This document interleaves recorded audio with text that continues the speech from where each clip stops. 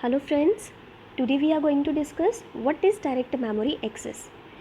Okay, so direct memory access is a means of having a peripheral devices control a processor memory bus directly, or it is a feature of computerized system that allows certain hardware subsystems to access main memory independently of central processing unit. So let me show you with diagram. Okay तो diagram से आपको और ज़्यादा clarity होगी कि basically ये concept क्या कह रहा है। ये सीपीयू है, ये आपकी मेमोरी है और ये आपकी कोई भी डिवाइस है, okay. This is CPU, this is your memory and this is any peripheral device, okay. Peripheral device है, ओके, जिसे हम कहते हैं इनपुट एंड आउटपुट डिवाइस है, ओके। आपको पता है कि जब कभी भी किसी भी डिवाइस को पेरिफेरल डिवाइस को अगर मेमोरी से डेटा चाहिए या मेमोरी में डेटा उसे चाहिए या उसको रीड करना है या उसे राइट करना है, तो वो सीपीयू के थ्रू होता है। उसमें सीपीयू इन्वॉल्व रहता है सीपीयू इन्वॉल्व रहता है तो सीपीयू को बहुत सारे काम करने होते हैं। अगर सीपीयू इन छोटी छोटी एक्टिविटीज़ में भी इन्वॉल्व रहेगा तो क्या होगा कि इसकी सिस्टम की एफिशिएंसी डिक्रीज़ होगी। तो हम क्या कर रहे हैं, एक नया कॉन्सेप्ट इंट्रोड्यूस कर रहे हैं हमारे इसके साथ, दैट इज़ योर डीएमए। हम क्या कर रहे हैं, एक डीएमए को इंट्रोड्यूस करवा रहे हैं। अब क्या होगा कि अगर आप देखिए, अगर इस सीपीयू को, अगर ये पेरिफेरल डिवाइस इस मेमोरी में डेटा सेव करना चाहती है या कुछ डेटा को रिट्रीव करना चाहती है, तो उसको मेमोरी को सीपीयू के इंटरप्ट डिवाइस को पहले सीपीयू से परमिशन लेनी पड़ेगी, देन सीपीयू उसको एक्सेस देगा टू द मेमोरी। इसमें सीपीयू की इन्वॉल्वमेंट रहेगी, सीपीयू को और भी बहुत सारे काम करने हैं। अगर सीपीयू इसी में इन्वॉल्व रहेगा तो सिस्टम की एफिशिएंसी भी डिक्रीज़ होगी।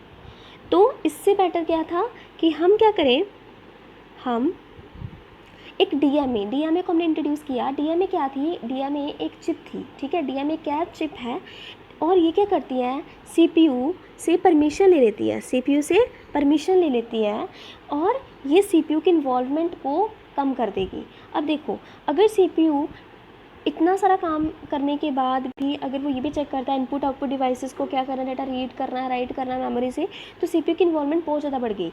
और उसको ही इन्वॉल्वमेंट को कम करने के लिए हम डीएमए यूज़ कर रहे हैं। डीएमए क्या करेगा, सीपीयू से उसकी सिस्टम बसेस जो हैं वो उसके लिए रिक्वेस्ट करेगा। जब सीपीयू उसको सिस्टम बसेस ग्रांट कर देगा, दे देगा, तो वो ये काम विदाउट इन्वॉल्वमेंट ऑफ सीपीयू खुद से करवा देगा। क्या करेगा, डीएमए परमिशन दे देगा पेरिफेरल डिवाइस को कि now you can retrieve the data from the memory and now you can also right the data into the memory.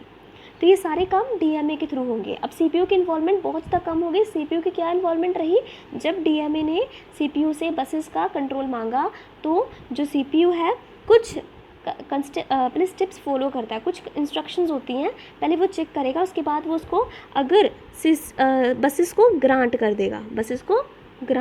देगा सीपीयू, ठीक है। तो यही बेसिकली कंसेप्ट है कि सीपीयू की एफिशिएंसी को मैक्सिमाइज, मतलब कंप्यूटर की एफिशिएंसी को मैक्सिमाइज करने के लिए हम डीएमए को इंट्रोड्यूस कर रहे हैं कि ताकि जो सीपीयू की इन्वॉल्वमेंट है वो कम से कम हो और जो डीएमए है वो ये काम खुद से करवा सके। तो अब जो मेमोरी से रीड करना, राइट करना डेटा, तो वो डीएमए मेमोरी के थ्रू, डीएमए ऐप के थ्रू हो जाएगा और सीपीयू की इन्वॉल्वमेंट इससे होगी, रिड्यूस हो गई है। तो यही आप इस डेफिनेशन में भी आप पढ़िए, direct memory access is a feature of the computerised system that allows certain hardware subsystems to access main memory independently of central processing unit. कि आप मेन मेमोरी को डायरेक्टली एक्सेस कर रहे हो without the involvement of the CPU की involvement के बिना ही आप मेन मेमोरी को एक्सेस कर रहे हो। And the direct memory access is a means of having a peripheral device control a processor's memory bus directly. और वो क्या कर रहा है, इसकी जो पेरिफेरल्स जो डिवाइसेस हैं वो डीएमए के थ्रू क्या कर रही हैं, डायरेक्टली डेटा ट्रांसफर कर रही हैं और उन्हें जो सिस्टम बसेस हैं वो किस डीएमए ने ग्रांट करवा लिए हैं फ्रॉम द सीपीयू, ओके। तो यही बेसिक कॉन्सेप्ट है जो आपको पता होना चाहिए।